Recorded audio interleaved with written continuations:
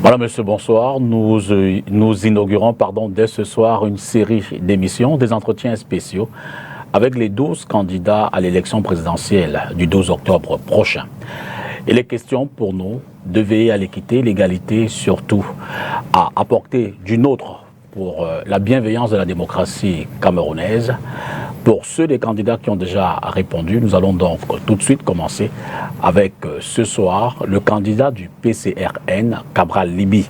Vous le savez très certainement, il présente un projet politique axé sur la rupture avec les pratiques anciennes, la moralisation de la vie publique et la refondation de l'État autour du fédéralisme communautaire.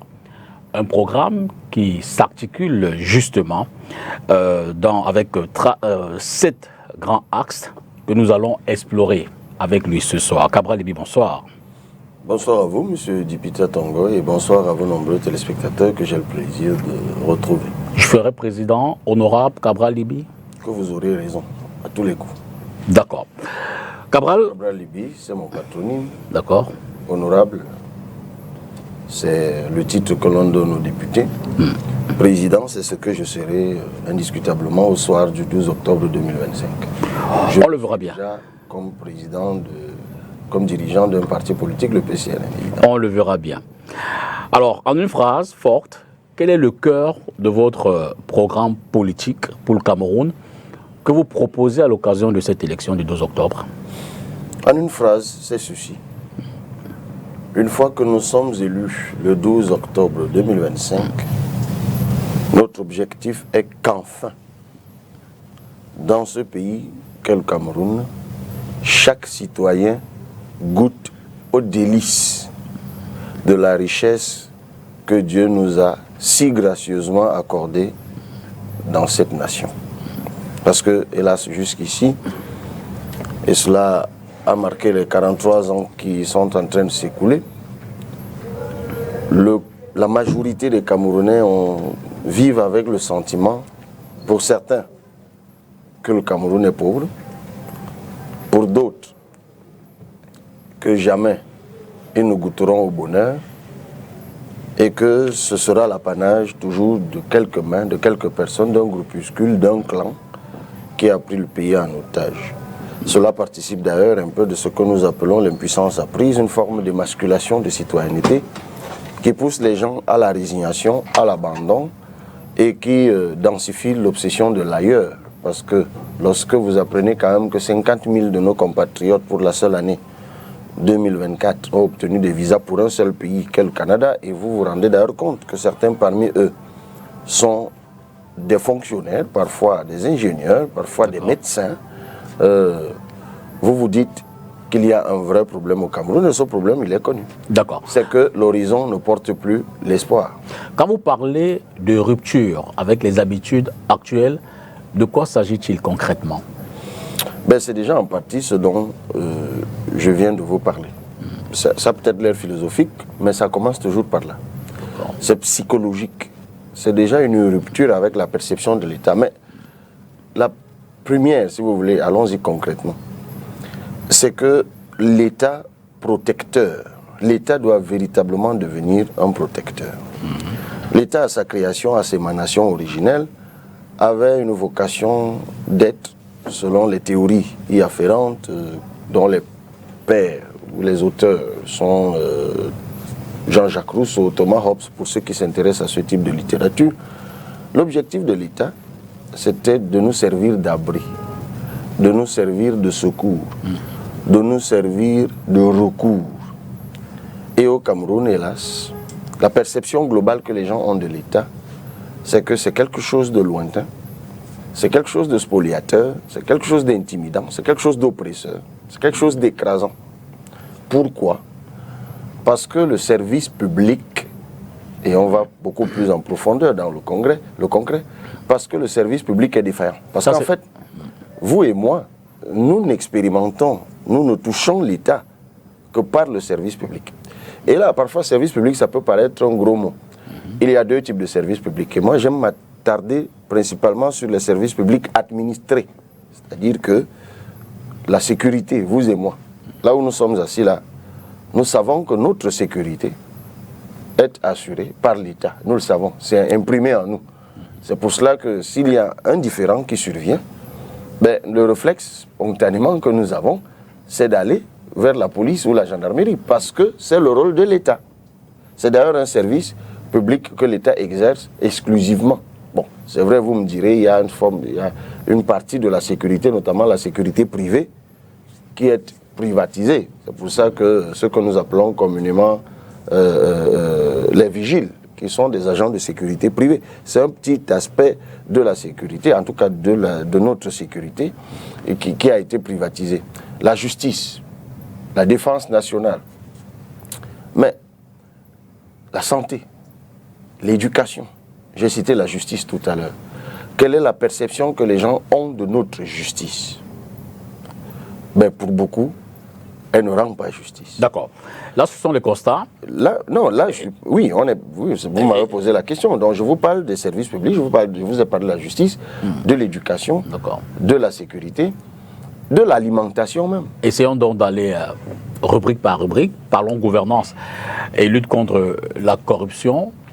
Selon votre ambition, comment mettre en œuvre la tolérance zéro en ce qui concerne la corruption au Cameroun? On le sait, il y a une multiplicité désormais de structures qui sont censées lutter contre.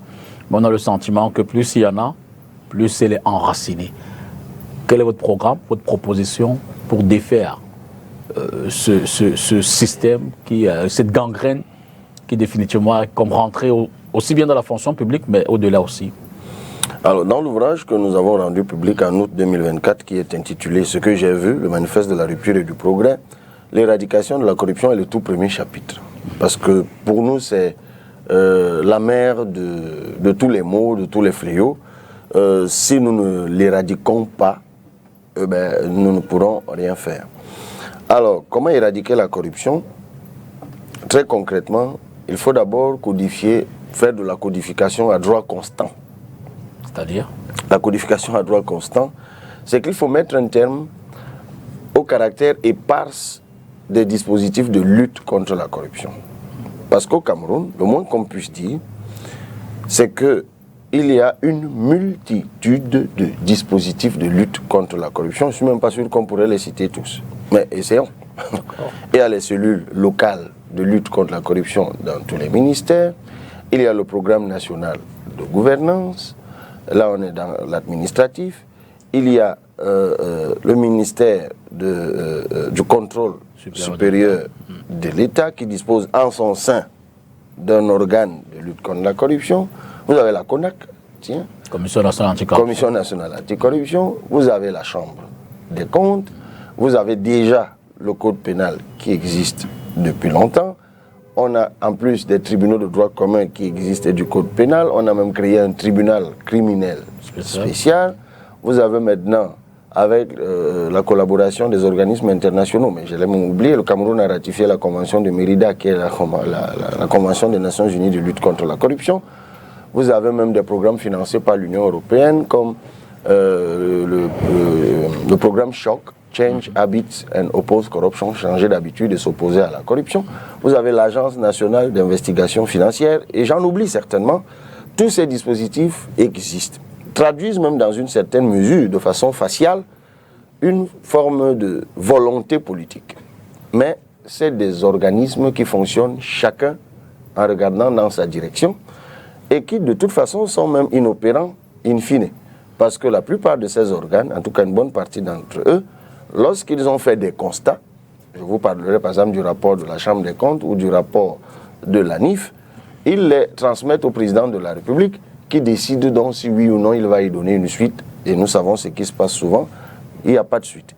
Donc il faut déjà arrêter ça. Il faut une codification à droit constant, c'est-à-dire qu'on ait une loi anticorruption au Cameroun qui incorpore donc tous ces organismes-là et qui les harmonise. Ça, c'est la première chose. La deuxième chose, elle est d'ordre moral. Enfin, la deuxième mesure, elle est d'ordre moral. Il faut de l'exemplarité. L'exemple doit venir d'en haut. Et là encore, il y a un problème, parce que la corruption est l'oxygène de l'ordre gouvernant qui dirige ce pays depuis 43 ans. Vous leur enlevez la corruption, ils s'écroulent le même jour. Et ils ont simplement créé une chaîne de corruption. qui fait que ça va des plus petits maillons aux plus grands. Les plus petits maillons étant les plus visibles. Par exemple, le policier ou le gendarme dans la rue, peut-être le magistrat.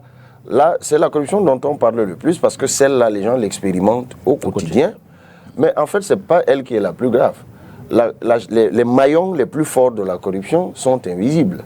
C'est eux qui détournent les centaines de milliards. Eux, lorsqu'ils vous ont volé de l'argent, quand ils détournent l'argent des infrastructures, lorsqu'ils détournent l'argent des enseignants qui ne peuvent pas avoir leur salaire, lorsqu'ils détournent les fonds Covid, eux, ils font un mal fou à l'État. C'est même leur corruption en réalité qui nous enfonce chaque jour davantage dans la misère. C'est pour cela que l'exemple doit venir d'en haut. Il faut qu'enfin dans ce pays, nous ayons des dirigeants intègres, qui soient donc des modèles. Ça s'appelle l'exemplarité. Et puis évidemment, il faut une répression ferme. Vous l'avez dit tout à l'heure, vous avez employé l'expression tolérance zéro. Il faut une répression ferme, de telle sorte que les gens sachent au quotidien que tout acte de corruption sera sévèrement et violemment réprimé. Mais tout cela ne peut marcher, et on revient à ce que je vous disais tout à l'heure, que si l'État est présent. Concrètement, ça passe par quoi? De nouvelles institutions, réduire celles qui existent, des réformes dans le champ de l'application de la loi. Concrètement, le PCN propose quoi aux Camerounais pour lutter contre la corruption? Sur tout ce que vous venez de dire, là, rien de nouveau. Je vous ai juste dit, ce qui est peut-être nouveau, c'est la codification à droit constant, c'est-à-dire pour imprimer de l'efficacité dans le dispositif de lutte contre la corruption. Parce que le fait qu'ils soient épars et qu'ils ne collaborent pas entre eux, je vais vous prendre juste un exemple avant de revenir directement à ce dont on parlait. Le fait, par exemple, que dans ce pays, la douane et les impôts ne collaborent pas. C'est-à-dire, alors que cette plateforme, il y a une plateforme numérique qui a été annoncée depuis très longtemps, qui devrait mettre en connexion les impôts et la douane, de telle sorte que lorsqu'une activité a été déclenchée au niveau de la douane, par exemple lorsque des produits rentrent au Cameroun, je dis n'importe quoi, des produits importés, qu'à partir d'une plateforme numérique, que le service des impôts puisse déjà voir la traçabilité. Le fait que les deux ne soient, qu'il n'y ait pas d'interconnexion, par exemple, entre la douane et les impôts, fait que l'argent, l'État perd un argent fou et la corruption s'y loge. C'est pour cela, j'ai pris cet exemple juste pour vous montrer la pertinence de la nécessité d'harmoniser les instruments de lutte contre la corruption. Donc, il y a cette codification à droit constant qui est importante, mais il y a maintenant des mesures beaucoup plus concrètes, dont on ne voit pas l'impact directement dans la lutte contre la corruption. C'est par exemple la sécurité professionnelle. Qu'est-ce que j'appelle sécurité professionnelle? C'est simplement le profil de carrière. Parce que la corruption, on l'impute généralement d'abord aux agents publics. Beaucoup de gens ne se rendent pas compte, M. Dipita, que certains agents publics se lancent dans la corruption parce qu'en arrière-plan, il y a même de bonnes intentions. Il y a des gens qui pillent l'argent public juste pour payer de bonnes écoles à leurs enfants. Il y en a qui volent l'argent public ou alors qui extorquent de l'argent aux autres juste pour se soigner et soigner leur famille. Cela montre quoi? Deux choses. La première, c'est que nous vivons dans un pays où il n'y a pas de mérite. Ah oui, les gens ne le voient pas, mais la corruption a partie liée avec l'absence de mérite. Parce que le mérite dans un État fait que l'avenir porte une promesse. Si je travaille bien, je serai promu, je gagnerai plus, donc je n'ai pas besoin de voler tout de suite, plutôt que de chercher à voler pour accumuler et me garantir de vieux jours, je devrais plutôt bien travailler. Donc, si vous voulez lutter contre la corruption dans un pays, il faut instaurer obligatoirement le mérite. Il faut évidemment, et ça on l'a souvent dit, améliorer les gains, la rémunération des gens, que ce soit dans le public, que ce soit dans le privé.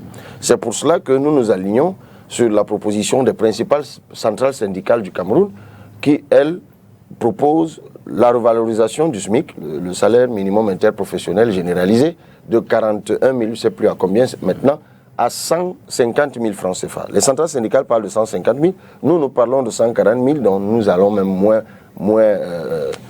haut. que les centrales syndicales, parce que nous sommes partis sur un postulat tout simple, le SMIC de l'heure doit être à 1000 francs, et comme on travaille 35 heures par semaine, ça fait 70 000 2 semaines, et 140 000 pour les 4 semaines qui font le mois. C'est même un peu exagéré. Donc, il faut revoir la rémunération, et ça c'est très concret, vous m'avez demandé du concret, il faut revoir la rémunération des gens. L'autre chose qui est peut-être liée aussi, mais pas peut-être, liée au mérite, à la promotion, au sentiment que je vais être promu, je vais m'accomplir, je serai un grand, pour dire les choses simplement, c'est le respect de la loi, par exemple, sur la longévité à des postes de responsabilité. Vous avez des gens, et il y a le professeur Viviane Ondoa qui a beaucoup travaillé là-dessus, elle a totalement raison. C'est-à-dire que lorsque vous êtes dans une boîte, Monsieur Dipita Tongo, même vous qui êtes là, l'une des motivations de votre travail, c'est de voir que la boîte dans laquelle vous êtes, votre compétence est reconnue et qu'elle est primée. C'est la moindre des choses. Lorsque vous travaillez dans une boîte où le principal responsable est là depuis 30 ans, 40 ans, en a fait un annexe de la famille, en mettant ses frères, sœurs, cousins, cousines, amis, copines partout, et vous vous retrouvez là-dedans, vous n'avez jamais droit à rien. Quand les uns espèrent quelque chose en allant en mission, vous n'êtes jamais mis en mission. Lorsqu'il y a des primes que l'on donne aux uns ou aux autres, vous n'en recevez jamais. Ou alors lorsque vous en recevez, vous avez le sentiment qu'on vous les donne juste parce qu'il faut bien qu'on dise qu'on en a donné à tous. Mais vous voyez bien que votre mérite n'est pas récompensé. Il faut, comme le dit Mme Ondoa-Boulé, revenir au respect de la loi, tout simplement. Ça aère le mérite et ça fait reculer la corruption. Et puis, dernière chose, on n'en parle pas suffisamment, c'est peut-être par là que j'ai commencé tout à l'heure, le service public, M. Dipita Tongo. Le jour où les Camerounais auront le sentiment que l'argent public sert véritablement à les soigner, à éduquer leurs enfants, à permettre une justice équitable et transparente, permettra de les protéger. Lorsque leur maison prend feu, ils sauront que les sapeurs vont arriver et vont éteindre le feu. Lorsqu'ils vont tomber malades, ils iront à l'hôpital, on les prendra en charge. Et lorsqu'ils intégreront que tout cela, c'est l'État qui en a la charge, grâce aux contributions collectives que nous appelons l'impôt, la chose publique, la perception, le rapport que les Camerounais auront à la chose publique sera complètement différent. En résumé, parce qu'ils ne voleront plus pour se protéger, pour se nourrir, pour se soigner, pour accumuler, mais ils respecteront la chose publique. Et d'ailleurs, la répression que s'abattra donc violemment et sévèrement sur ceux qui oseront s'en accaparer sera beaucoup plus légitime. En résumé, sur le plan fiscal, sur le plan budgétaire, comment est-ce que vous fermez les robinets, pour parler de façon triviale? Quelles sont les mesures qui sont prises, qui c'est peut-être pour limiter, voire définitivement éradiquer ce phénomène? C'est la digitalisation. Nous en faisons quelque chose de central dans notre offre politique parce que l'un des facteurs de corruption, c'est la circulation de l'argent fiduciaire, bien sûr, de main en main. Comme les gens y touchent de l'argent, ils font un mouvement va-et-vient avec leur poche. Donc il faut absolument digitaliser. Et là, vous me permettez d'ailleurs d'aborder un pan de notre projet qui est fondamental, celui de la comptabilité de la ressource nationale. Nous proposons très concrètement la création de ce que nous appelons, en tout cas la mise en place de ce que nous appelons système informatique, informatique de gestion intégrée de la fiscalité et des transactions économiques. Le sigle, ça donne SIGIFT, que nous avons créé, qui est un instrument informatique dont la mise en place nécessite des financements de l'ordre de 12 à 15 milliards selon les échanges que nous avons eus avec les fournisseurs que nous avons contactés pour leur mise en place. Alors, le grand avantage de ce système, c'est que ça va comptabiliser l'activité économique et que ça va même revaloriser notre PIB, c'est-à-dire notre richesse nationale. Parce que lorsque vous entendez dire que la richesse nationale du Cameroun est de 25 000 milliards, il n'y a rien de plus faux. Pour la simple et unique raison que ce chiffre est le fruit d'une comptabilité du secteur formel. Et vous savez par ailleurs que le secteur informel au Cameroun couvre plus de 80% de notre économie. Ça veut dire que le produit de l'activité économique, en tout cas le fruit de l'activité de 80%, de plus de 80% de notre économie, ne rentre pas dans la comptabilité nationale de notre richesse nationale. Ce qui provoque en cascade plusieurs conséquences. Par exemple, la question de la pression fiscale. Les directives convergentes CEMAC plafonnent la pression fiscale à 25%. Nous en sommes actuellement au Cameroun, je crois, autour de 17%.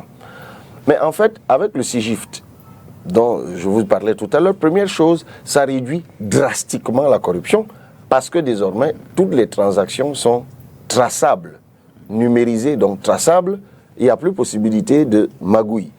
Et de l'autre côté, ça augmente notre richesse nationale. Et parce que ça augmente notre richesse nationale, ça baisse les taux d'intérêt en matière, par exemple, de dette. Lorsque nous allons contracter des dettes, ça baisse le taux d'intérêt. Ça rend même le pays, notre économie beaucoup plus attractive. Donc, nous pouvons même nous permettre, dont la notation de notre économie va changer, et nous pourrons donc maintenant négocier avec les bailleurs de fonds à des taux d'intérêt plus bas. Je n'ai pas fini. D'accord. Il y a autre chose que cela va automatiquement entraîner donc, puisque nous parlions de corruption, c'est que ça va augmenter l'assiette contributive d'ordre fiscal, en tout cas d'ordre fiscalo-douanière. Mais ça va, alors, et là c'est le cœur du métier, ça va même permettre en fait d'aérer l'entreprise. On est peut-être entré de la corruption, on est passé à l'économie, mais ça va permettre, mais ça a partie liée. Ça va aérer l'entreprise camerounaise. Parce que nous, dans notre offre politique, nous voulons que l'entreprise soit le moteur de la production nationale. Alors, Cabral, est-ce que tout ceci n'est pas trop théorique? Est-ce que ce n'est pas trop schématisé? On va mettre un système numérique, on aura lutté contre la corruption, sachant que l'un des goulots d'étranglement, c'est la ressource humaine. On a connu les déboires des différentes formes de CJPS, système intégré, dont on dit que les fonctionnaires en activité autour de ces projets n'étaient pas forcément en harmonie avec la vision qui était derrière. Et du coup, ça pourrait être l'un des moteurs, l'un des éléments qui ne permettent pas le fonctionnement véritable de ce mécanisme-là. Est-ce qu'autour de ce système, le fonctionnaire, la ressource humaine, n'est pas prise en compte, n'est pas intégré, ne devient pas l'élément central du changement des pratiques? Alors, vous me permettrez, avant de répondre à cette question, de finir avec la présentation du schéma. Allez-y. Et vous comprendrez qu'il n'a rien de théorique. Lorsque je vous dis que grâce au SIGIFT, l'impôt sur les sociétés, nous allons le baisser. Ça, c'est du concret. Pour les entreprises dont le chiffre d'affaires est compris entre 50 millions et 3 milliards de francs CFA, nous allons le baisser de 28%, centime additionnel compris, à 20%. Nous vous disons que pour les entreprises, toujours du secteur réel, dont le chiffre d'affaires est compris est au-dessus de 3 milliards, nous allons baisser l'impôt sur les sociétés de 33%, centime additionnel compris, à 20%. Nous vous disons, et c'est encore du concret, que nous allons supprimer l'acompte mensuel de l'IS, comme ça se fait actuellement, et que désormais l'IS sera payé annuellement, parce que désormais nous aurons un instrument de comptabilité, et que d'ailleurs nous n'allons plus indexer l'impôt sur les sociétés sur le chiffre d'affaires, mais sur le bénéfice. Je vous dis, encore plus concret, que grâce à cet instrument, nous pourrons même nous permettre de supprimer un impôt comme l'IRCM, qui est l'impôt sur le revenu des capitaux mobiliers, c'est-à-dire l'impôt que l'on prélève, ce qui est d'ailleurs une double peine, parce que sur les actions que les gens prennent dans les entreprises, puisque nous vous disons que nous voulons faire de l'entreprise le moteur de notre économie, il faut l'aérer, et nous sommes sensibles aux interpellations et aux appels, vous les avez souvent relayés, du GECAM, du groupement des entreprises. Voilà ce que ça produit. Et vous me dites que ce n'est pas du congrès, que c'est théorie, non. Lorsque je vous dis que Parce que désormais, n'oubliez pas ce que je vous ai dit en début d'émission, notre objectif ultime est que les Camerounais goûtent aux délices de la richesse nationale.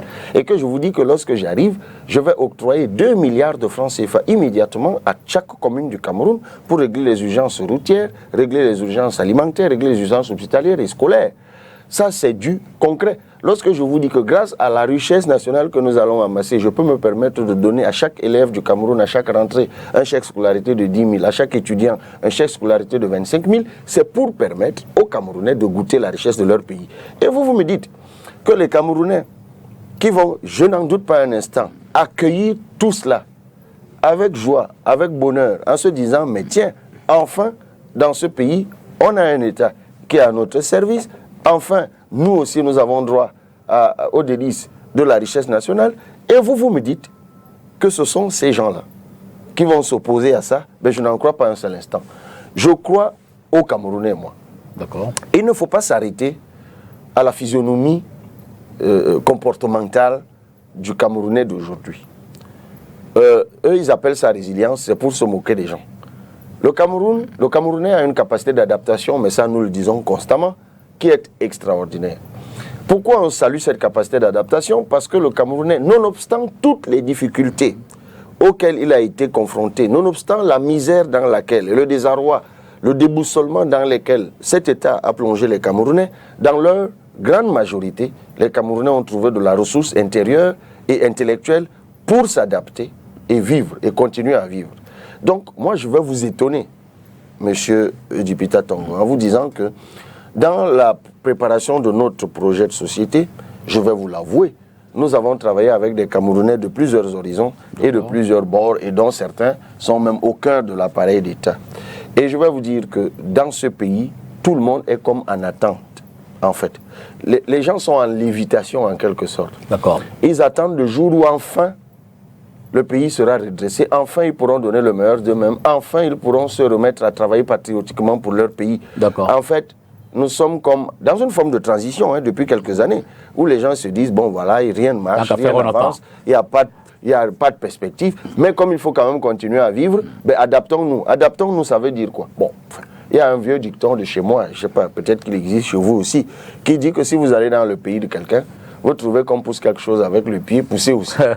Même si chez vous, on prend avec le même. Mais comme là-bas, on pousse avec le pied, poussez aussi. Donc, ce qui se passe chez nous, M. Dipita Tongo, c'est que beaucoup de gens qui n'ont aucune envie d'être des corrompus ou des corrupteurs se retrouvent quand même contraints. Alors, parce que s'ils ne le font pas, ils en deviennent victimes, ils se retrouvent quand même contraints. On va parler un peu de gouvernance, mais avant, je voudrais rebondir sur un élément que vous avez donné tout à l'heure.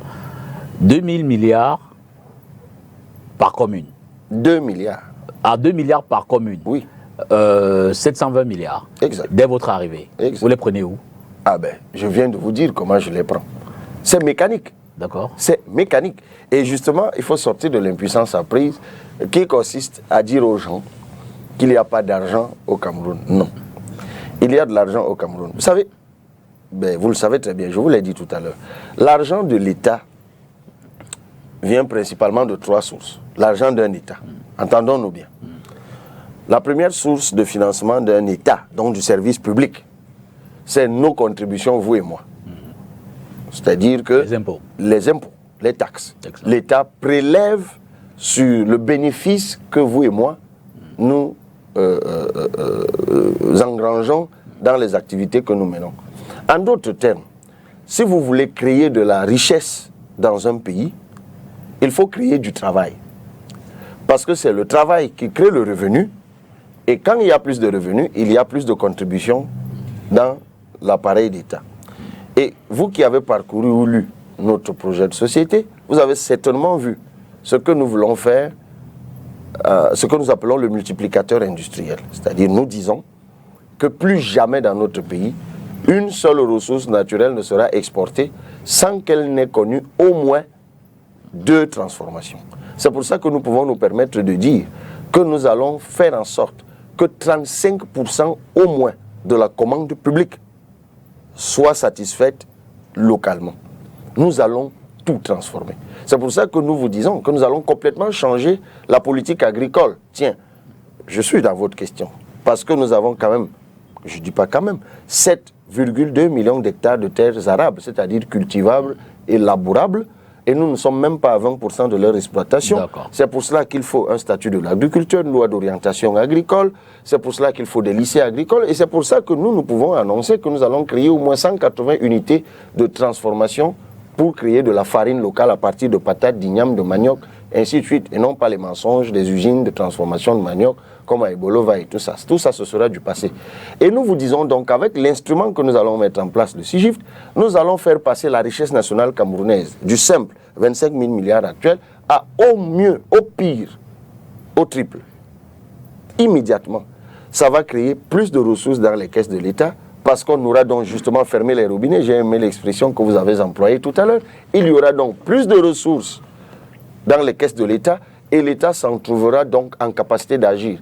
Monsieur Dipita Tongo, je me doute bien que vous êtes déjà allé en Côte d'Ivoire et que vous avez découvert comme moi que c'est comme deux pays jumeaux en fait, la Côte d'Ivoire et le Cameroun. On a le même écosystème, on a la même écologie, on a même pratiquement la même superficie, les peuples se comportent de la même façon, font les choses de la même façon.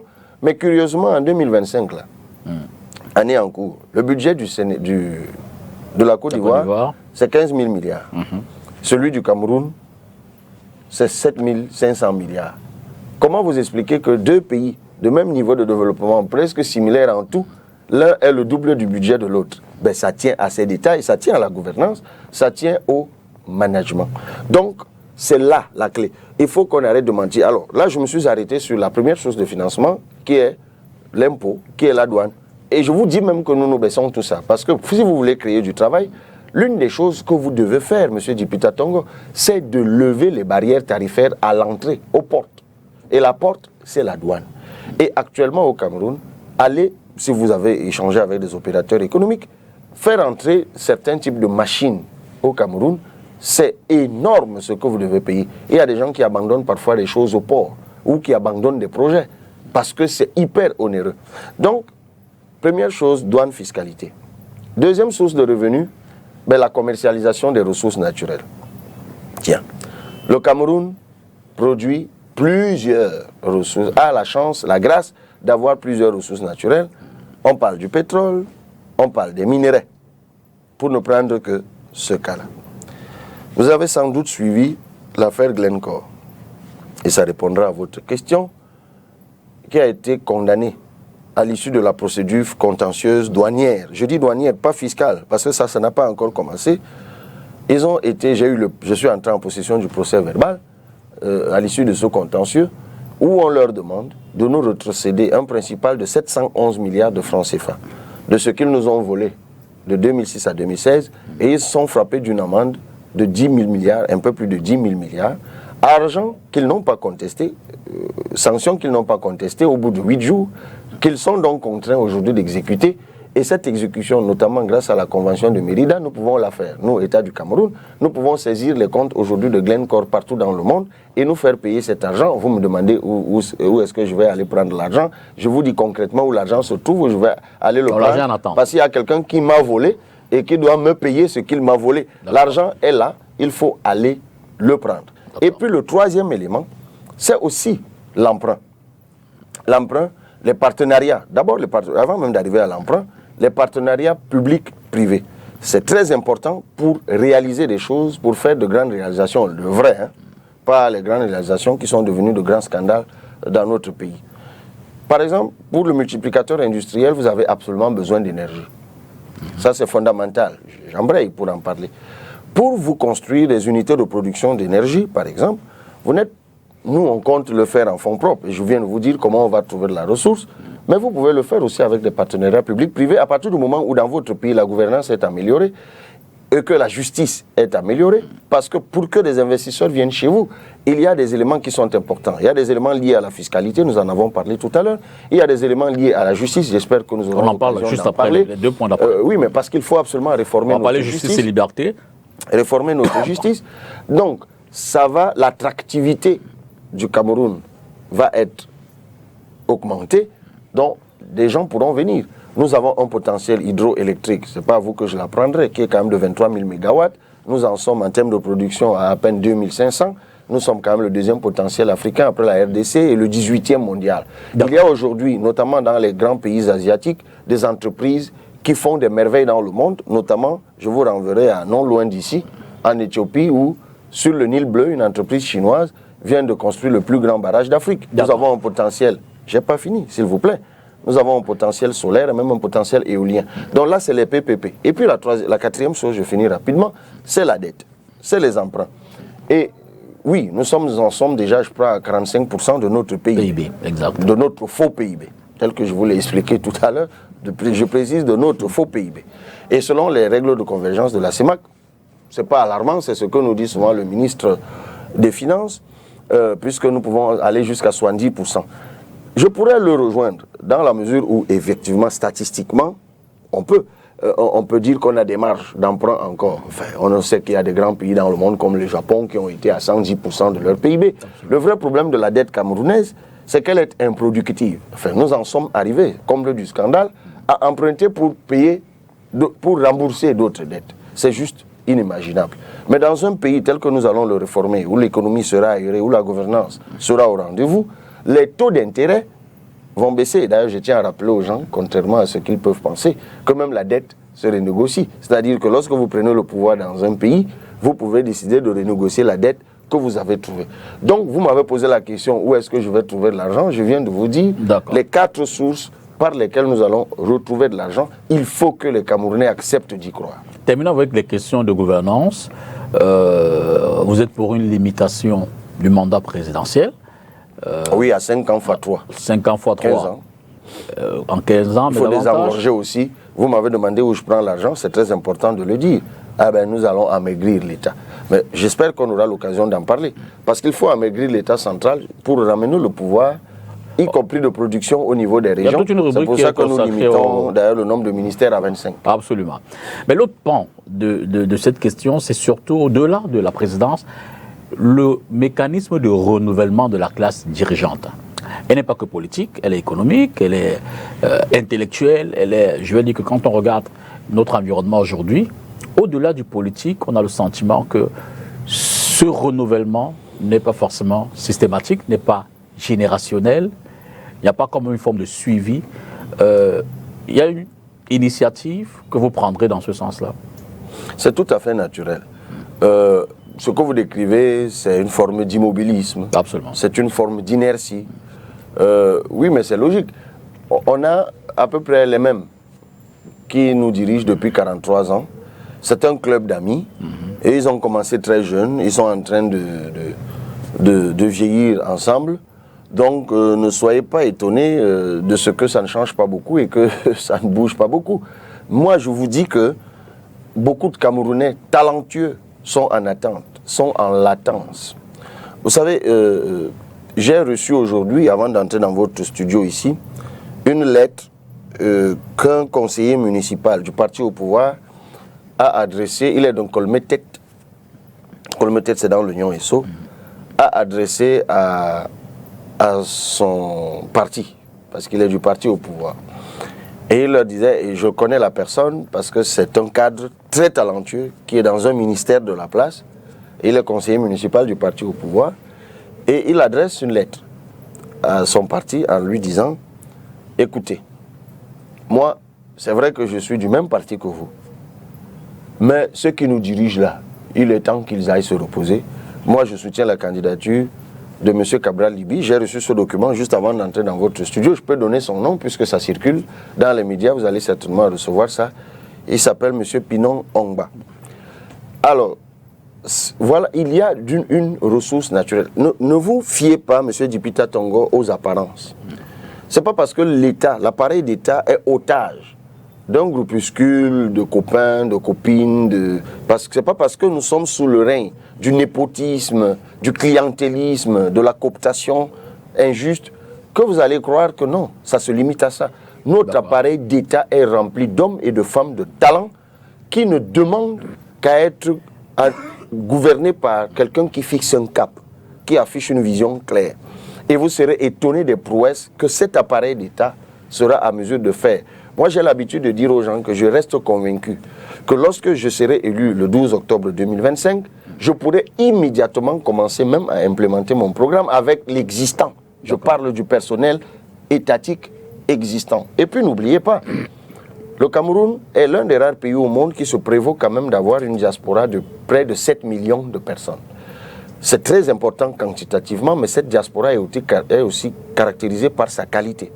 Parce que vous avez des Camerounais aujourd'hui, que ce soit dans des États étrangers, que ce soit dans des grosses industries étrangères, qui ont atteint, par leur talent, leurs compétences, des niveaux de responsabilité que vous êtes loin de vous imaginer. Moi, je suis allé dans un pays comme les États-Unis, je dis n'importe quoi, comme ça en passant, et j'ai rencontré un monsieur qui s'appelle monsieur Lobet. Je suis allé, j'ai été invité à un match, permettez-moi vraiment cette anecdote, j'étais invité à un match de baseball, c'était à Atlanta. Et je voulais voir à quoi ça ressemble. Donc je suis rentré dans un stade comme on n'en a pas ici, mais c'est d'un gigantisme incroyable.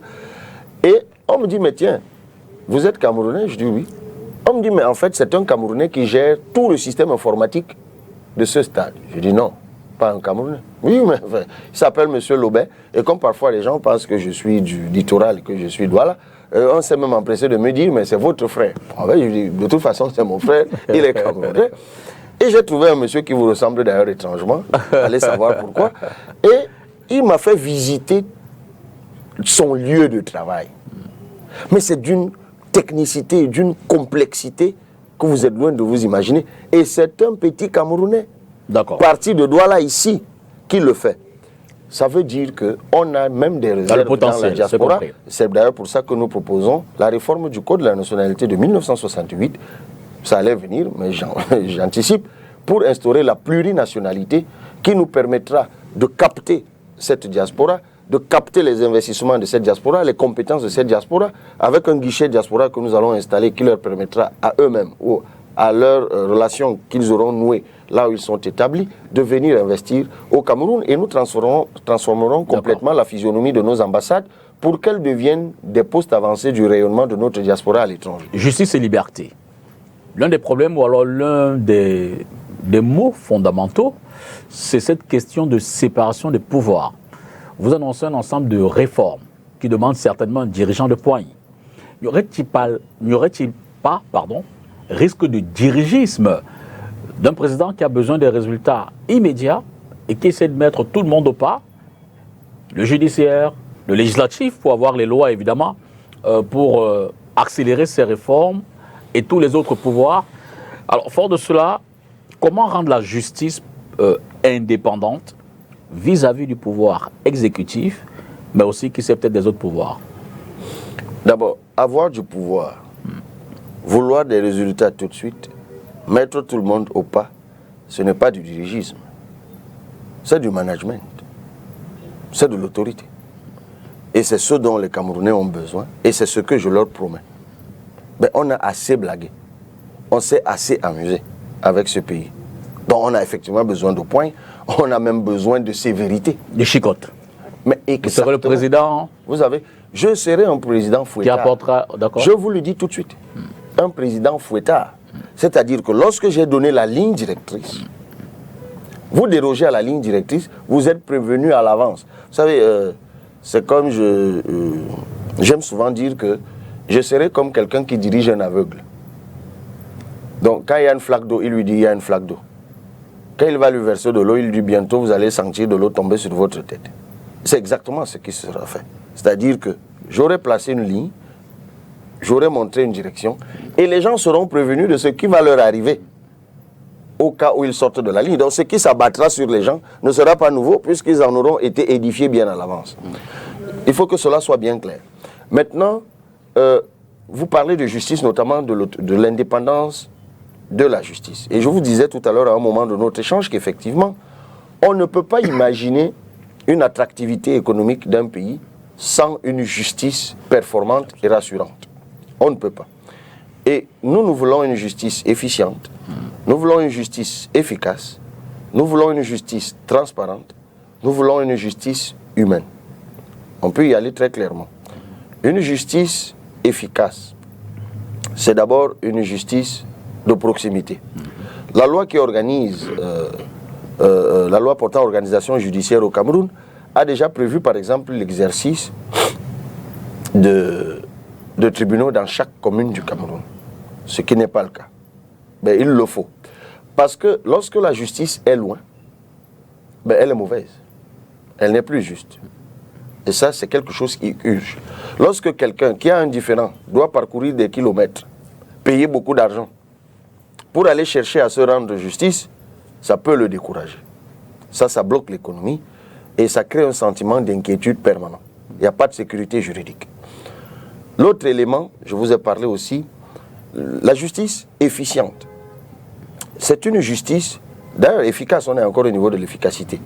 C'est une justice qui a les moyens de sa justice.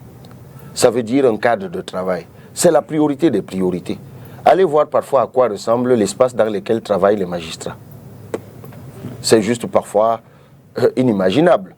Des bureaux malfamés, où ils sont 4 ou 5, devant des piles bizarres de dossiers, des piles défraîchies de dossiers. Le cadre de travail, même pour rendre la justice, n'est pas bon. Pourtant, ça devrait commencer par là. C'est très important. Et l'autre question qui a trait à l'efficacité, autant le dire tout de suite, et même à l'efficience, c'est la rémunération des magistrats. C'est quelque chose de fondamental dans ce pays. Nous avons fait une étude dessus où nous démontrions que le magistrat camerounais était l'un des moins bien payés d'Afrique, un peu d'ailleurs comme le député. Et puis, un autre élément qui a trait à l'efficience maintenant, c'est,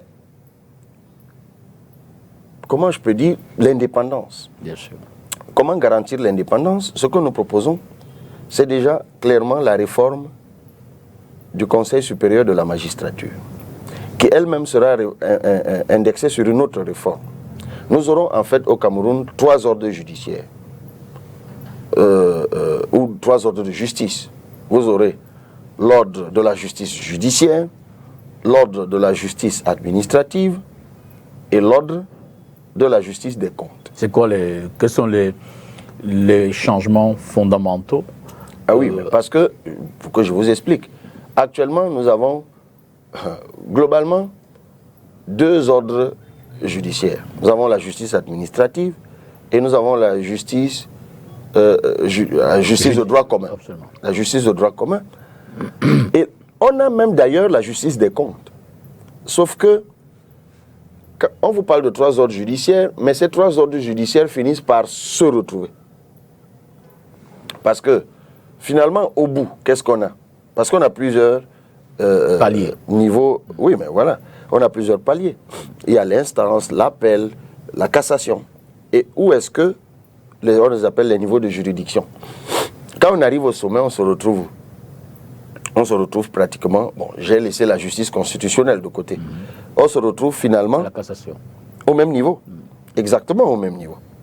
C'est-à-dire que c'est le président de la Cour suprême qui devient en fait le sommet des 3 ordres judiciaires dont on est comme ça en pyramide. Absolument. Mais non, nous disons que ce ne sera pas ça. C'est-à-dire que chacun de ces ordres judiciaires partira de la base jusqu'à son sommet à lui.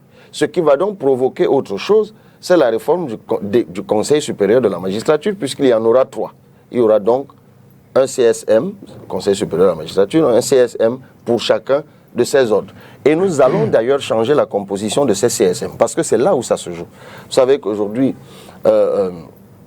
au Cameroun, les carrières des magistrats sont gérées par ce Conseil supérieur de la magistrature, qui n'a d'ailleurs pas siégé depuis très longtemps. Donc, c'est l'exécutif. À partir du moment où l'exécutif tient les magistrats, notamment leur promotion, leurs avancements, rien ne peut en sortir. Donc, il faut absolument une réforme qui est fondamentale et on va donc réformer ces CSM de telle sorte qu'il y ait plusieurs types de profils et il y aura des membres qui seront désignés par le Parlement, des membres qui seront désignés d'abord par les magistrats eux-mêmes, des membres qui seront désignés par l'exécutif.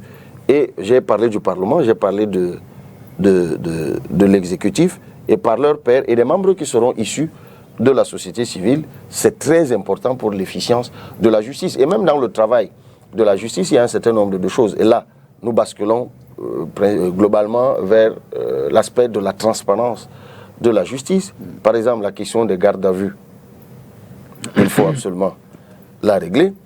et la question, par exemple, et ça c'est fondamental. La réinsertion sur le plan pénitentiaire. C'est fondamental. On va instaurer, par exemple, un juge de mise en état des dossiers.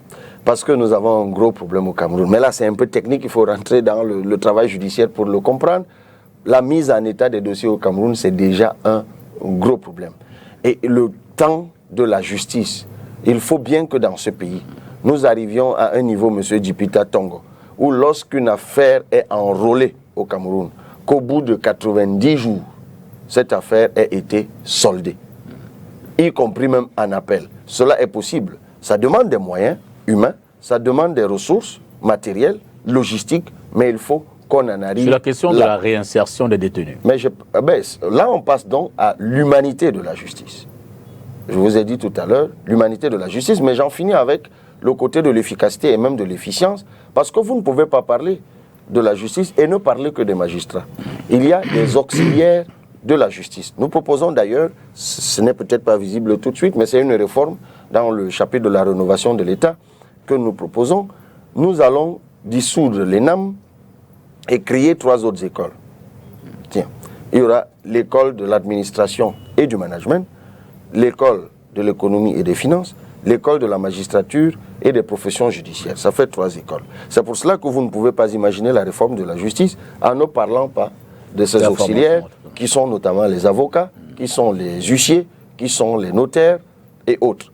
Et il faut donc que déjà, mais là je viens d'évoquer la question de la formation, qu'elle soit beaucoup plus fluide dans notre pays. Il faut un accompagnement, notamment des avocats, des huissiers, qui eux se mettent à leur propre compte, un accompagnement fiscal, un accompagnement même des facilitations bancaires pour leur permettre de mettre leur cabinet en place. Il faut réformer l'ordre, le barreau. Il faut réformer le barreau. Actuellement, nous avons un barreau national. Nous voulons instaurer des barreaux régionaux, puisque nous sommes dans la politique du fédéralisme communautaire avec 25 régions, et nous aurons désormais des barreaux régionaux. Nous allons, par exemple, accorder aux avocats l'exclusivité de la défense. Nous allons faire en sorte que les charges des huissiers, les charges des notaires, que tout cela soit désormais transparent dans notre pays. Et puis vous avez évoqué l'autre point, dont on ne parle pas toujours, l'aspect de... Incarcération. Oui, pénitentiaire, qui est un aspect de la justice. Et là-bas, il se pose, nous avons 2 ou 3 propositions. La première, c'est de transformer complètement les prisons en prisons de production. Bon, évidemment, il faut régler la question de la surpopulation carcérale. Il est inadmissible que des prisons, comme celle de Yaoundé, qui était prévue pour 700 personnes, s'en trouvent remplies de 5000. Ce n'est juste pas vivable. Et d'ailleurs, nous avons, et c'est le cas ici à Douala où nous nous trouvons, où vous avez une prison qui jouxte carrément un marché. Mais c'est juste pas possible. Donc, il faut privatiser même les prisons. Il faut les privatiser. Nous proposons de les privatiser, donc de permettre à des privés de construire des prisons et d'être en relation d'affaires avec l'État à ce propos. Et nous voulons donc construire des prisons de production. Parce que nous pensons que l'objectif pénal, la privation de liberté participe en fait de la resocialisation du délinquant. Et nous pensons que la resocialisation du délinquant passe aussi par sa réinsertion socio-professionnelle. Les prisons aujourd'hui sont devenues davantage des espaces de renforcement de la délinquance. C'est-à-dire que quelqu'un y va, dans l'optique de le resocialiser, il en ressort, mais complètement bousillé. Non, il faut des prisons de production, mais il faut aussi que le personnel pénitentiaire, ce qu'on appelle communément les gardiens de prison, qu'eux aussi, leur travail soit humanisé. Est-ce que vous savez, lorsque nous avons évoqué la surpopulation carcérale tout à l'heure, est-ce que vous savez que dans ces prisons surpeuplées, parfois, les gardiens de prison n'ont même pas de matériel de défense non létal, comme on dit. C'est-à-dire que s'il y a une émeute, ils sont obligés de faire appel parfois à l'armée régulière ou aux forces d'anti-émeute. Et parfois, le temps qui s'écoule entre le moment où se déclenche une émeute et le moment où les autres arrivent, souvent les dégâts sont devenus irréparables. Et même, je parlais de l'efficience ou de l'humanité de la justice tout à l'heure. Vous savez, il y a un gros problème dans le secteur de la justice, c'est le traitement différencié. Alors que dans la justice, vous avez, je parle de ceux qui sont dans le secteur public, parce que tout à l'heure j'ai évoqué ceux du secteur privé, alors que vous avez les magistrats, vous avez les greffiers, vous avez donc le personnel pénitentiaire, on a l'impression parfois, notamment dans le traitement indiciaire, que la part belle est faite aux magistrats. Mais ça rentre dans une autre proposition que nous faisons dans la rénovation du secteur public, c'est de d'harmoniser l'indice. D'accord. Parce que rien n'explique, M. Dipita Tongo, que deux Camerounais diplômés le même jour, ayant le même diplôme, que l'un et l'autre travaillent pour l'État, mais que l'un est le 10 fois le salaire de l'autre. C'est une injustice à laquelle il faut mettre fin. Parlons sécurité et unité nationale. Quelles seront vos premières mesures pour restaurer la paix dans les zones en crise? En fait, il faut en faire une urgence. Vous parlez, il y a deux zones en crise. Il y a la partie dite anglophone, c'est-à-dire le nord-ouest et le sud-ouest, et puis il y a la partie septentrionale qui, elle, fait face à deux types de crises. La crise terroriste et le grand banditisme. Donc, commençons peut-être par le septentrion. À ce qui concerne le grand banditisme et la crise terroriste, il faut réformer l'armée. Il faut réformer notre armée. Enfin, le chapitre sur la défense et la sécurité nationale vous donne suffisamment d'éléments là-dessus. Qu'est-ce qu'il faut faire dans l'armée? Il faut plus de justice, plus d'équité dans l'armée. Bon, c'est la grande muette. Les gens, ils ne parlent pas toujours. Mais je pense qu'il faut plus de... Vous savez, lorsqu'on fait face, par exemple, au terrorisme, comme c'est le cas, il y a beaucoup de nos compatriotes qui y laissent la vie. Ils laissent leur vie pour nous défendre. C'est pour ça que nous, par humanité, nous proposons, par exemple, le statut de pupille de la nation aux enfants des hommes tombés au combat. De telle sorte que l'État en prenne la charge jusqu'à leur insertion socio-professionnelle. Ça, c'est ce que nous appelons les pupilles de la nation. Mais nous proposons que la doctrine même de notre armée change. Pour l'heure, c'est la protection aux frontières. En fait, notre armée doit être maintenant une armée de proximité qui est à nos côtés. Et pour cela, comme je vous l'ai dit, il faut, par exemple, que la promotion dans l'armée soit beaucoup plus transparente, beaucoup plus objective. Qu'elle ne l'est maintenant, les gars, ils ne parlent pas toujours. Il faut une forme d'harmonisation. Vous savez, il y a plusieurs sections dans l'armée, il y a plusieurs corps d'armée. Et le fait parfois qu'il y ait le sentiment de deux poids, deux mesures entre ce corps-ci et un autre, ça crée des frustrations qui, tôt ou tard, peuvent dégénérer sur autre chose. Il faut, pour notre armée, et ça c'est fondamental, de la transparence dans l'acquisition des équipements. Là encore, c'est la grande muette. Les gens ne parlent pas toujours. Mais si j'ouvre le dossier de l'acquisition des avions militaires, si j'ouvre le dossier sur l'acquisition de certains armements, c'est des questions délicates qu'un homme d'État ne va pas évoquer comme ça à la volée. Mais il y a grande nécessité... Quel est le lien que vous faites avec les mesures pour restaurer la paix? Il y a grande nécessité, je vous parlais, grande nécessité aujourd'hui de revoir les équipements de l'armée. Et quand je parle d'équipement, ça fait donc la transition avec ce que j'évoque, et en rajoutant que sur la question terroriste notamment, il faut densifier la coopération. Parce que n'oublions pas que le terrorisme dont nous parlons est frontalier, dans une congruence entre le Cameroun, le Tchad et le Nigeria. Et on a vu avec les FMM, ce qu'on a appelé les forces multinationales mixtes, que ça avait permis, lorsqu'on a mutualisé des forces, ça a permis quand même de repousser le terrorisme à un moment. Et c'est dans cette ligne qu'il faut véritablement s'inscrire. Et ça s'est estompé un peu à cause des égoïsmes des États, notamment le nôtre. Mais ça devrait aller dans ce sens davantage. Nous avons tout intérêt à traiter sur cette question avec nos pays voisins, puisque nous sommes d'ailleurs économiquement liés. Le corridor qui va jusqu'au Tchad, c'est ça qui fait vivre le Tchad. On ne comprend d'ailleurs pas pourquoi la route est dans l'état où il est. Le Nigeria, nous le bordons sur 5 régions. Et c'est pour ça d'ailleurs que nous proposons ici l'ouverture des corridors bitumés, et y compris ferroviaires avec ces pays-là. Mais pour revenir donc avec la sécurité, vous savez, il n'y a pas longtemps, vous avez été mis au courant, dans une de nos tournées de terrain, nous avons fait un accident entre Ngaoundéré et Galim-Tignière, dans un village qu'on appelle Libongboum. Et nous avons découvert avec effarement que c'est un village qui faisait l'objet d'enlèvement de gens tous les jours. Là, on n'est plus dans le terrorisme, on est dans le grand banditisme. Et d'ailleurs, je me permets de profiter de votre antenne pour adresser mes sincères condoléances à la dame, dont 5 enfants ont été enlevés sur la route Maroua-Koussiri, et dont l'un, malheureusement, a laissé la vie dans une situation plutôt trouble. Et nous l'avons vécu à Libongboum. À 17h, 18h, tout le monde est barricadé dans sa maison. Il ne se passe pas une semaine sans qu'on enlève quelqu'un et que les ravisseurs demandent des rançons de l'ordre de millions aux familles qui sont déjà misérables. Et ce qui nous a frappé, nous, c'est qu'un secteur comme celui-là, classé rouge, il n'y a pas d'électricité. Un secteur comme celui-là, classé rouge, il n'y a pas de réseau Orange, il n'y a pas de réseau MTN, il n'y a pas de réseau Camtel. Et plus grave, l'armée fait ce qu'elle peut. Mais M. Dipita Tongo, l'armée devrait disposer dans des zones rouges comme celle-là de drones de surveillance avec des détecteurs thermiques. Vous savez, l'État qui protège, ce n'est pas que des 20 mots. C'est vraiment un État qui priorise la sécurité de ses citoyens. J'en viens maintenant à la crise anglophone. Monsieur Dipita Tongo, je vous annonce qu'une fois élu le 12 octobre 2025, même s'il faut que j'aille habiter à Bamenda, à Boya, pour trouver la paix, je vais le faire. Parce que toutes les guerres du monde ne se terminent que par des accords de paix. Il n'y a pas deux façons de mettre fin à une guerre. Il n'y a pas de solution magique pour mettre fin à une guerre. Les gens s'entretuent, les gens se tirent dessus, les gens perdent la vie, du sang coule. Ces blessures, pour les penser, c'est toujours difficile. Il faut de l'humilité, il faut du dialogue.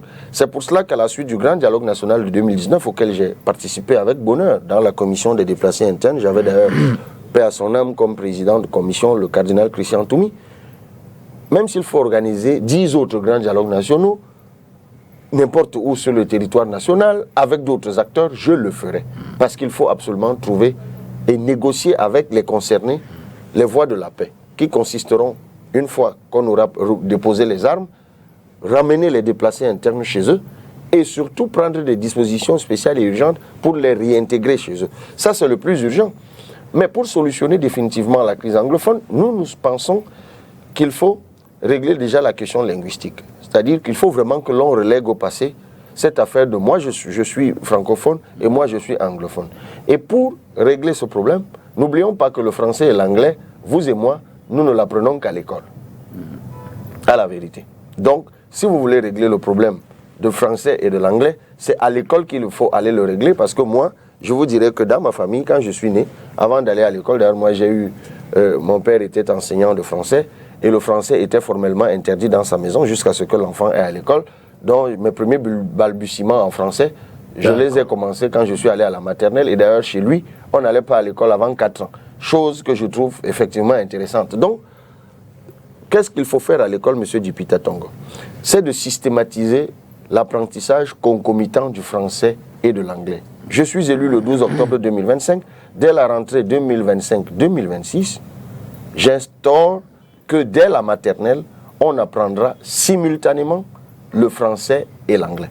D'accord. 15 ans plus tard, je ne sais même pas combien de temps on fait de la maternelle à la terminale, c'est 16 ans. 16 ans plus tard, j'ai une génération complètement bilingue et non plus, on sort donc du schéma de la juxtaposition linguistique que nous avons dans nos lycées bilingues, où vous avez d'un côté de la cour ceux qui font le BPC, le probatoire et le bac, et de l'autre ceux qui font le GCEO et le GCE level, et l'un et l'autre n'ont d'ailleurs pas les mêmes programmes, pourtant ils sont scolarisés dans le même pays, ça finit l'un par le bac, l'autre par le GCE board, et l'autre par l'office du bac. Ce n'est juste pas normal. D'ailleurs, je ne vais pas inventer la roue, je vais simplement rouvrir les tiroirs de la présidence, et je vais ressortir les résolutions des États généraux de l'éducation qui ont eu lieu au Cameroun en 1996 et qui avaient déjà proposé cela. L'autre chose qu'il faut faire dans ce pays, et ça c'est très important, c'est de changer la forme de l'État. Nous nous proposons donc, vous ne m'avez pas posé la question, mais j'y viens, mais c'est en partie lié avec la crise anglophone, excusez-moi, nous proposons donc le fédéralisme comme... Et c'était la prochaine question en réalité. Ah ben posez-la. Ben, parce que quand on aura fini, justement, c'est votre doctrine, le fédéralisme communautaire, parce que là nous sommes dans la rubrique unité nationale. Le sentiment que beaucoup ont eu, et je suis sûr que cet écho vous est parvenu depuis 2018, que vous avez proposé aux Camerounais, aux électeurs camerounais, ce programme de gouvernance. Les réactions qui remontent sont celles de la division, du tribalisme ou de la tribalité, des confrontations, j'ai failli dire, idéologiques, mais qui s'appuient sur des communautés. Avant de rentrer dans le fond de l'explication, une fois de plus, Oui, c'est bien de préciser une fois de plus, parce que vous m'avez déjà invité à ce... Bah oui, parce que je veux dire qu'il y a quand même les équipes qui nous reviennent. Est-ce que vous avez ce retour-là, Cabral, ce retour des gens qui continuent à s'interroger malgré toutes les explications qui sont jusqu'ici données soit par vous, soit par vos collaborateurs, vos communicants que vous envoyez dans les médias et qui expliquent aussi au quotidien dans les rues au Camerounais? Monsieur Dipita Tongo, moi je suis un homme de terrain. D'accord. La candidature que j'incarne, c'est une candidature de travail. C'est-à-dire qu'après l'élection de 2018, nous nous sommes donnés pour mission de rattraper notre retard, donc de travailler à l'implantation de notre parti. Même si nous avons été persécutés pendant 2 ans par certains membres du gouvernement qui sont allés réactiver l'ex-président national, cela ne nous a pas empêchés de rester proches des Camerounais, dont nous avons certains des retours, certains Camerounais nous rapportent certaines craintes. Mais heureusement, et ça je peux vous le dire, les retours sont de moins en moins craintifs parce que la pédagogie de notre offre fait aussi son œuvre. Le fédéralisme communautaire, évidemment c'est de bonne guerre, a été attaqué alors qu'il n'était qu'annoncé. L'ouvrage, seule la couverture de l'ouvrage avait été publiée, que déjà des factions armées contre lui s'étaient érigées. Alors, vous vous souvenez sans doute d'un ancien bâtonnier qui avait même saisi la Commission nationale du bilinguisme et du multiculturalisme, lui disant, sur la base de la couverture, que c'était du nazisme et qu'il fallait interdire même l'ouvrage avant qu'il ne fût publié. Alors, nous nous posons tous la question à l'époque, mais qu'est-ce qui dérangeait tant dans le titre? Était-ce le mot fédéralisme? Ça nous a étonnés, M. Dipita Tongo, parce que ce pays a quand même été fédéral pendant 11 ans, de 61 à 72. Absolument. Était-ce le mot communautaire? Ça nous aurait davantage étonné, parce qu'il y a quand même quelqu'un qui exerce le pouvoir de ce pays, dans ce pays depuis 82, qui a publié un ouvrage en 1987 aux éditions Pierre-Marcel Favre à Paris qui s'intitule ce qu'il a comme titre et qui a le mot communautaire comme particule de son titre. Donc, c'était un procès d'intention, c'était des adversaires politiques parfois déguisés qui s'attaquaient simplement à quelque chose de révolutionnaire que nous proposions. 2 mots, fédéralisme et communauté. Le fédéralisme, comme pas mal de mots qui se terminent en isme, en dehors du banditisme, qui est d'ailleurs la doctrine de ceux qui nous gouvernent, le fédéralisme, comme je le disais tantôt, beaucoup de mots qui se terminent en isme, c'est une doctrine, vous l'avez dit, c'est-à-dire un courant philosophique, un faisceau d'idées. Et cette doctrine offre les clés d'organisation de sociétés de diversité établis sur un espace territorial qu'ils ont en partage. C'est pour cela que tous les pays, je dis tous les pays du monde, qui à leur naissance ont fait face à la diversité, ils ont emprunté le fédéralisme. Ceux qui ne l'ont pas fait, ils sont entrés en naissance, en fonctionnement, en comportant ce que nous appelons un vice de fabrication. Nous ne sommes donc pas étonnés que plus tard surviennent des pannes de roulement. La crise anglophone en est une. Lorsque les Arabes Choua et les Kotoko s'entretuent dans le logo Nechari, ce n'est pas le fédéralisme communautaire, c'est bien l'État unitaire actuel. Lorsque dans le Mbéré, les Peuls et les Baya s'entretuent en décimant des villages pendant des semaines, votre chaîne les a souvent relayés par le passé. Heureusement, ça commence à faire lointain. Ce n'est pas le fédéralisme communautaire, non. C'est plutôt la solution que nous apportons. Fédérer veut dire unir. Fédérer veut dire mettre ensemble. Mais qu'est-ce qu'il faut donc mettre ensemble au Cameroun? Est-ce les ethnies ou les communautés? Nous, nous proposons qu'on mette ensemble les communautés. Parce que l'ethnie, ce n'est pas la communauté. L'ethnie, c'est la langue que nous parlons. Et l'ethnie ne pose d'ailleurs de problème à personne, hein, M. Dipita Tongo. On est ici à Douala, c'est le nom d'une ethnie. Donc quand je dis je vais à Douala, c'est comme si je disais je m'en vais à Bassa. Alors, quand je dis je m'en vais à Bafia, c'est comme si je disais je m'en vais à Tupuri. Quand je dis je m'en vais à Banganté, c'est comme si je disais je m'en vais à Mboum. Mboum, c'est une ethnie de Boyo Division dans le nord-ouest. En revanche, lorsque vous accédez au niveau du département au Cameroun, ça devient dans bien des cas plutôt communautaire, c'est-à-dire un ensemble d'ethnies dont les langues naturellement sont différentes, mais dont les ressortissants ont en partage un sentiment de destinée commune qui, lui, est lié aux traditions, à l'histoire, à la culture, à la sociologie, à l'anthropologie. C'est pour cela que lorsque vous dites « je suis Sawa », vous ne parlez pas le Sawa. Il n'y a pas de langue Sawa. En revanche, il y a un peuple Sawa qui est francophone et anglophone. Donc le jour où nous décidons, comme nous le proposons, de supprimer les 10 régions et de rester avec 58 départements que nous allons transformer en régions, puis d'agglomérer donc, de mettre ensemble les nouvelles régions, anciens départements, voisines, c'est pour ça que je dis au féminin, puisque c'est les nouvelles régions, de mettre ensemble les régions voisines qui sont affinitaires par la tradition, la culture, la sociologie. Nous pourrons donc créer la région Sawa. Et le jour où vous créez la région Sawa, vous aurez le Vouri, le département du Vouri, vous aurez le département du Fako, vous aurez le département du Ndian. Ça fera la région Sawa, qui, elle, sera ni francophone, ni anglophone. Le jour où vous voulez faire la région Tikar, créer la région Tikar, n'allons même pas là-bas. Mais si nous disons même qu'on veut créer la région Tikar, comme nous voulons le faire, parce que la région du Noun va exister. Nous allons garder la région du Noun. Mais si vous voulez refaire la région Tikar, par exemple, vous allez, suivez bien, vous allez prendre une part de la région du centre, dans le Bamikim, Gambetika. Vous allez prendre une partie de la région de l'ouest, Magba, dans le Noun. Tiens, vous allez prendre une partie de la Damawa, dans le Mayo, Bangyo, Bankim. Et vous allez prendre une partie du nord-ouest, département de Nongamantou, l'ethnie So.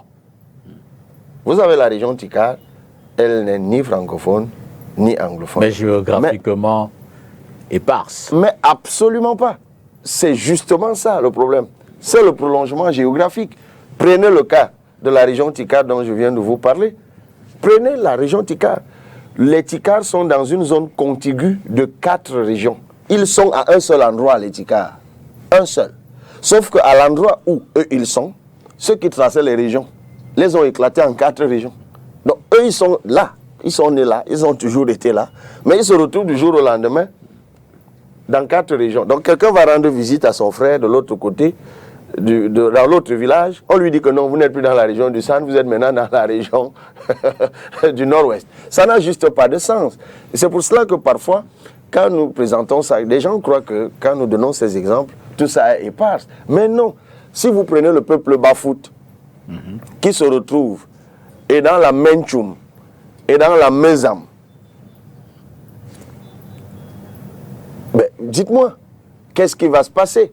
Il n'y a pas de tremblement de terre, on est dans le prolongement géographique. Dites-moi, M. Dipita Tongo, si vous prenez le département de la Benoué et vous créez avec le département du Mayo-Oulo, la Benoué-Oulo, c'est les mêmes peuples. C'est les Peuls et les Fali, d'un côté comme de l'autre, pour ne prendre que ces cas-là. Bon, écoutez, si vous prenez la Sanaga maritime et l'Union Ekele, ils sont voisins, non? Mais en donnant l'impression, dans votre esprit, vous vous dites, ah, l'Union Ekele est dans le centre, la Sanaga maritime est dans le littoral, donc c'est éparse. Ce n'est pas éparse. En fait, vous êtes dans le prolongement de même territoire, un peu comme je parlais tout à l'heure de la région Sawa. N'allez pas me dire que parce que le Vouri est dans le littoral et que le Ndian et le Fako sont au nord-ouest que c'est éparse. C'est dans votre tête que c'est éparse. Ça n'a jamais été éparse parce que vous partez de Douala pour le Fako, puis pour le Ndian, il n'y a pas de problème. Si vous créez la région du Danaï et Kani, Yagua et Kaele, j'y étais encore il n'y a pas longtemps, c'est dans votre tête que vous croyez que c'est éparse, tout ça est au même endroit. Si vous mettez le Mbere et le Djerem dans la Damawa, c'est dans votre esprit que c'est éparse. Ça n'a absolument rien d'éparse. Et nous aurons donc 25 régions. Ça a toujours parti lié avec la crise.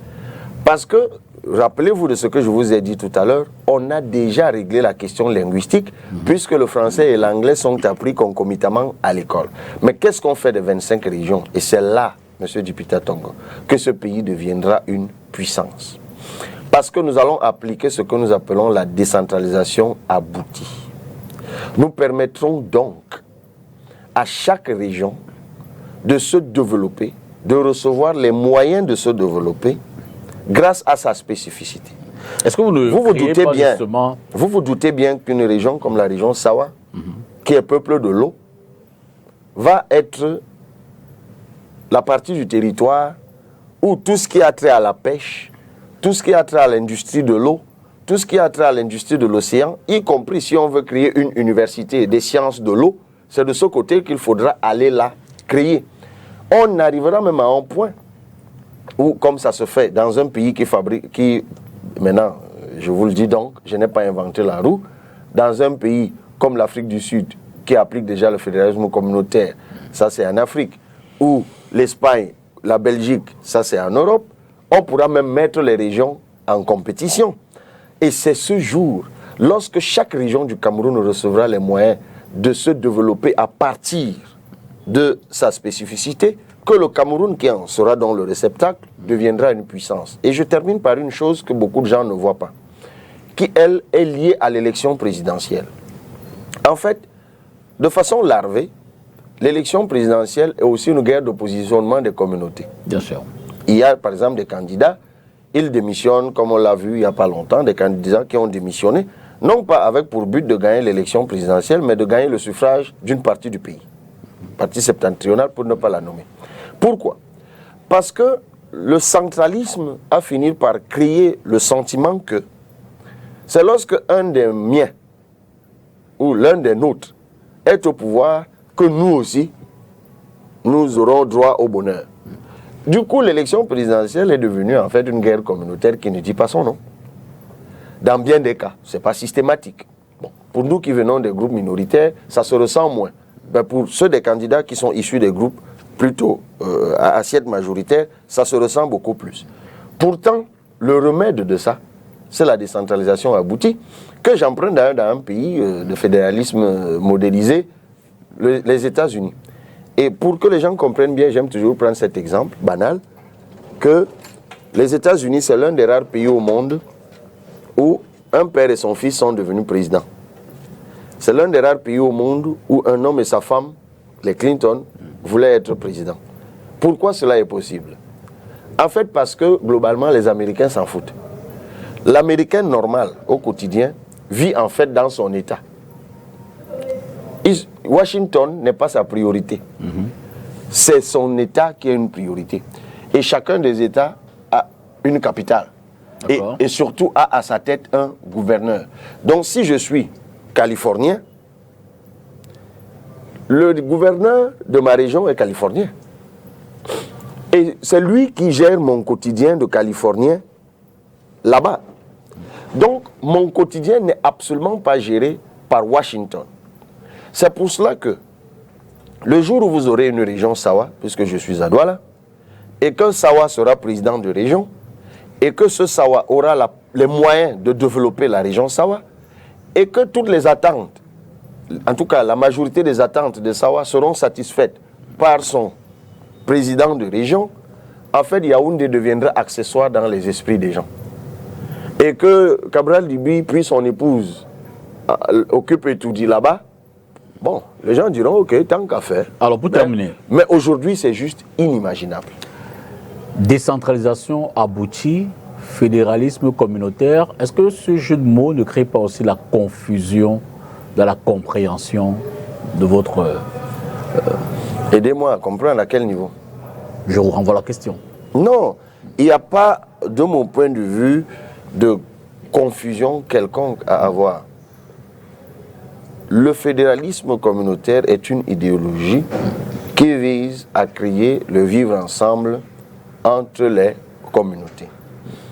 Ce qui est confusionnel, c'est ce qui se passe aujourd'hui, où l'on avance des termes, des mots creux. Celui de l'intégration nationale, par exemple. Nous nous ne sommes absolument pas un pays intégré. Et c'est pour cela que les gens se regardent en chien de faïence. Nous sommes juxtaposés. Comme nous sommes contraints de vivre dans un même pays, nous nous faisons tous bonne conscience, mais nous nous surveillons. D'accord. Je vous l'explique par deux choses que j'aime toujours évoquer. Nous nous sommes donné des noms. Le bosniaque pour désigner le Bamileke, le Gadamayo pour désigner le sudiste, la Houssa et bien d'autres d'ailleurs, le Wadjo pour désigner le nordiste, le serpent à deux têtes pour désigner... Où voulez-vous en venir? Ben, je veux en venir à ce que on ne peut pas aimer quelqu'un et lui coller des noms comme ça. Vous légiférez sur le tribalisme? Des noms, mais justement non. Je veux annihiler et faire disparaître le tribalisme. D'accord. Parce qu'il y a même d'autres choses qu'on dit. Je sais que vous êtes savant par exemple. Voilà. On dit de vous que vous êtes vantard et paresseux. Vous savez ça? Bah, je ne sais pas, je ne l'entends pas. Ah ok, vous ne l'entendez pas, mais je vous informe que c'est ce qu'on dit de vous. Vous savez ce qu'on dit de moi qui suis Bassa? Non. Que je suis sorcier méchant. Et que vous marchez avec des thèmes. Ah tiens, ça vous l'entendez, mais pas ce qu'on dit de vous. Ah, bah. C'est pas grave. Mais c'est des stigmatisations péjorées qui sont rampantes dans notre société et qui renforcent la division entre nous. Le Bamileke est bandit, le Bamoun a deux têtes, le Peul est hypocrite, et le Béti est soulard, l'Étonne mange du savon et tout. Ça fait partie... Bon, pour les Étonnes, j'ai poussé quand même la recherche. Et je suis allé plusieurs fois chez les Étonnes. On ne m'a jamais servi un plat de savon, même pas en entrée. Donc, tout ça, c'est des choses... C'est pour taquiner ma porte-parole Anne Fégonde. Je ne prends pas ces exemples par hasard. Donc, tout ça, c'est pour diviser les gens. C'est pour factionnaliser la société. Et c'est ceux qui nous dirigent qui ont organisé ça. Et nous, avec le fédéralisme communautaire, nous venons justement faire disparaître cela. Et la chose fondamentale que nous allons faire, qui est même à la vérité simple, c'est que nous allons créer à l'école, nous allons instituer à l'école une matière intitulée « Connaissance des ethnies et des communautés du Cameroun ». Pour qu'enfin, celui qui entend dire que les Mbamois, puisque nous allons créer la région du Mbam, celui qui entendra dire que les Mbamois n'aiment pas la tortue, au moins on lui apprendra pourquoi. Parce qu'il y a derrière une histoire, il y a une mythologie, il y a une identité. Et c'est le jour où chaque Camerounais portera en lui une part de la différence de l'autre que nous serons enfin un pays intégré et que nous porterons en nous l'impression de ce qui nous singularise dans le monde, c'est-à-dire un pays de diversité. Vous allez regarder votre caméra pour terminer et vous allez vous adresser aux citoyens, aux Camerounais, à l'électeur qui sera dans les urnes le 12 octobre prochain pour lui dire un message qui déterminera son choix, soit vous, soit quelqu'un d'autre. Alors, mes chers compatriotes, je ne doute pas un instant de ce que vous m'avez dit. Qu'est-ce que vous m'avez dit? C'est que vous allez me confier la direction de ce pays le 12 octobre 2025. Vous me l'avez dit, c'est 30 derniers jours ou un peu plus. À Kribi, lorsque nous sommes allés lancer la vague orange, vague qui a déferlé jusqu'à Kousseri, passant par Guidigis, Kaélé, Djigilao, Touloum, Garoua, Ngaoundéré, Bertois et autres. Nous sommes allés dans le Noun, vous nous l'avez dit, à Fumban. Nous sommes allés dans la Mofouya Kono, dans la Leki, dans la Mofouya Famba, dans le Nyon Issou, vous nous l'avez dit. Nous sommes allés à Bamenda, nous n'en doutons pas. Nous vous faisons confiance et nous vous remercions de nous faire confiance. N'ayez pas peur, pour ceux d'entre vous qui en doutent encore. Ne laissez pas l'impuissance apprise vous désactiver. Ne laissez pas l'impuissance apprise désactiver votre citoyenneté. Parce qu'il y en a qui vous font croire que vous n'êtes rien. Ils sont convaincus qu'ils vous ont émasculé et que vous ne croyez plus en votre capacité d'acteur de changement. Mais moi, je viens vous dire que vous l'êtes toujours. Et que bien qu'ils aient été là pendant 43 ans, ils sont en train de partir. Et sachant qu'ils sont en train de partir, ils sont en train de nous servir ce que j'appelle les veaux d'or, c'est-à-dire les rejetons, leurs rejetons, ceux qui vont perpétuer leur système. C'est le temps de la rupture. Le 12 octobre 2025, lorsque vous irez voter, pensez à votre vie. Pensez à la route qui a les trous devant votre maison. Pensez à votre village où vous ne pouvez pas arriver quand il pleut. Pensez à l'école délabrée de votre enfant. Pensez aux membres de votre famille qui est dans la détresse hospitalière. Pensez aux femmes qu'on séquestre dans des hôpitaux parce qu'elles ne peuvent pas payer les factures d'un accouchement. Pensez à l'avenir de vos enfants qui sont sans emploi. Pensez à tous ces jeunes qui sont sur les motos. Pensez à tout cet argent qu'ils ont volé dans l'or, le pétrole et tout le reste. Et je vous dis ceci, si vous ne surveillez pas le vote, eh bien, ils vous voleront votre vote. Merci. Nous votons massivement le 12 octobre 2025 et nous nous engageons chacun, c'est une question d'engagement individuel, à surveiller le vote et la victoire est à la clé. Merci d'avoir partagé avec nous, avec nos téléspectateurs, votre projet pour cette élection. C'est l'enjeu de cette émission. Vous laissez-vous déployer afin que chacun s'en fasse profondément une idée et que cet être décide le 12 octobre prochain. Bonsoir et à la prochaine.